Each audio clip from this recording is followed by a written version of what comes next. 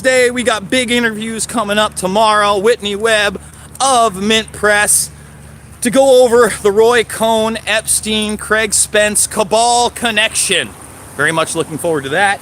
And as you can see, I am joined by Disco Dylan Avery, Gordo the dog, and my favorite, Karma, as we walk down. Now, there was an old man giving you the side eye that just drove by. He was like, these damn kids and their selfie sticks. You know what? I'm trying to make it real. Like, I'm not, you know how many selfies I take. Oh, I know. It's not selfie-verse, guys. This is Talktown. Talktown, USA. Look very confused. I'm sure I'm gonna get a lot of confused looks during the school year while people come. I've already had people approach me while I'm doing this, and I have to kind of wrap it up because I don't want them on camera. Yeah. Or whatever. Anyway, me and Dylan, we were talking some heavy stuff on the way down, and what it comes down to is kind of just freedom of speech and expression. Are we even allowed to have these conversations? Are we bad for having these conversations? For instance, you know, I was talking to Dylan, like, what should we talk about on the talk? And he's like, why don't we just talk about how fucked up everything is? How America has lost their mind. But to me, it's just the next step. I don't know that regular America has lost its mind, Dylan. For instance, you know, we're walking down the street. If I see somebody I know, it's a hey, you know, everything's pretty much the same. The divide is very, very much amplified by the media, you know. For instance, I did a video. I don't know how much of the Democratic debates you watched. Exactly. But on Tulsi Gabbard not only owning the debates, but then owning Anderson Cooper afterwards. I heard that. Yes. The after party, as it were. Yes, the after party. And the thing is that Anderson Cooper, at least on 5 separate occasions, wanted to make sure, you know, Assad's a murderer and a torturer, but Tulsi, Assad's a murderer and a torturer. Tulsi, we need to have you say that Assad is a murderer and torturer. And then she says, you know, Roosevelt worked with Stalin. And then Anderson Cooper's like, well, Stalin, you know, he killed 20 million people. And she's like, that's my point. Yeah. And, you know, all of a sudden Anderson Cooper realized, wow, I'm not that smart. I can't come back with this. And they're like, oh, okay. But I'm sure Roosevelt would have acknowledged that. I'm pretty sure Roosevelt had every opportunity to, you know, acknowledge that as he was the president of the United States at the time, Mr. Cooper. But thanks for speaking for him. You would think that. You would think it. You know, that only makes some logical sense.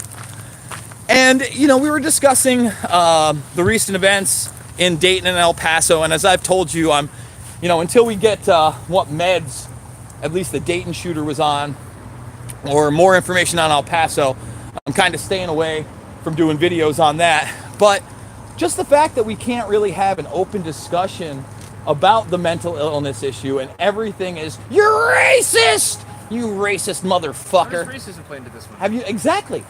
You haven't seen all this stuff Well, no, in El Paso? I know that the guy in El Paso fucking did it because he wanted to kill a bunch of immigrants and the Mexican invasion. And I believe I was in the middle of making the argument, for instance, that, you know, I don't think it's at all. If we're going to blame, you know, whatever his manifesto or whatever it is. By the way, his brother also had like I think it was a Hispanic girlfriend. You know what I mean? So again, I don't know what's in their heart other than their nuts. But now people are like, oh, Betts was a leftist and he wanted to vote for Warren. Who gives a fuck? That has nothing to do with shooting a bunch of people. See, that's what I'm talking about when I say that America's kind of lost its shit. Because I'm not that old, but I remember a time when people's politics wasn't like such a big part of their personality. Like I didn't know if someone was a Democrat or Republican. That's true. You know, and you're right. But I think again, with everybody, with a celebrity president, right? This is here. You can go right this way. Yeah, I'll go around. 2 dogs here, folks. We're trying to make it happen. With a celebrity president, this is the first time in our generation we've had an outright, pretty much actor celebrity taking over, Dylan. You know, Reagan. But Reagan, I mean, we were kids. No, I know. It's not even in the same. It's not even same ballpark. And for instance, Reagan was already an established politician by the time that he was a president in the 80s. We weren't watching Buckaroo Banzai and all that other nut stuff. Okay, but what if we get President Schwarzenegger? Would that top Trump? We'll never get President Schwarzenegger, I know. but they tried. No, that would have topped Trump a million times over. 25th I mean, Amendment? yeah. Thank God that never went through. I would say this. Obviously, we don't want somebody who's outwardly foreign as our president, but... What do you mean by foreign, Burmese? Oh, my God! I wish we had Ventura. I don't know, you know... I like Ventura. I don't know what a great president he would make. I think he would have to compromise just like everybody else. Tulsi's obviously playing politics. Who could we really get in there that would be of and for the people? I don't know. Do you know? Nope. You got anybody that you would trust? Nope. No. I mean, again, I'm hearing good things about Tulsi Gabbard, but I'm not about to donate to her campaign. Well, it's not, you know what, I donate to her campaign and say, listen, I don't like her CFR ties. I don't like her stance on guns. I don't like how she placates to 9/11, although I understand why she does, to explain to people, you know, Al-Qaeda is still in Idlib. In fact, I just retweeted a video where you can see the white helmets being praised by the current leader of Al-Qaeda. Because guess what? They work together in Syria. That's how Tulsi Gabbard is able to say that this president outwardly supports Al-Qaeda in Syria, and then the media can't call her on it because it's fucking true. So again, I'm not saying Al-Qaeda is behind 9/11. I'm saying that's the narrative. That's who we blamed. That's the enemy we supposedly went after in the war on terror and the AUMF. And now to be working with them for years, outwardly for years in Syria, that's a dick punch to everybody that signed up for this war. For everybody that lost their life on 9/11 and bought into the official narrative, that you are outwardly working with them, brazenly. And you know, Trump alluded to that in 2015 when he was running for the presidency, before he had won the election in 2016. Notice how he's flipped sides. Notice how as soon as he got into office, he made a $400+ billion arms deal with Saudi Arabia. You think that was an accident? That $400 billion plus arms deal? No. Was that an accidente? I think it might have been. Do you know what, Dylan? It was an accident. Yeah, you're right. You know what? When he vetoed that recent bill that passed both the Senate and the Congress about stopping, you know, smart bombing Yemen with our bombs and targets, that must have been a mistake too. Yeah. Yeah, no, he's not a war bomber. Perfectly harmless. Yeah, like when he sent those 17 missiles into Syria after there was no chemical Oh attack. god, that. Oh, Even people who were like diehard supporters, like they were not happy about the whole Syria thing. as they shouldn't be. They were like, I voted for you because I thought you were gonna go. You promised us we were getting out. That's one of the reasons I voted for the guy. And it's one of the reasons to this day I said I voted for the guy. I'm not gonna lie to you. I'm not gonna pander. I'm not gonna bullshit you. I'm not Johnny Trump train. I'm sorry. When he does stuff good, like when we arrest Epstein, hurrah! Hurrah, I say. Hooray! Hurrah!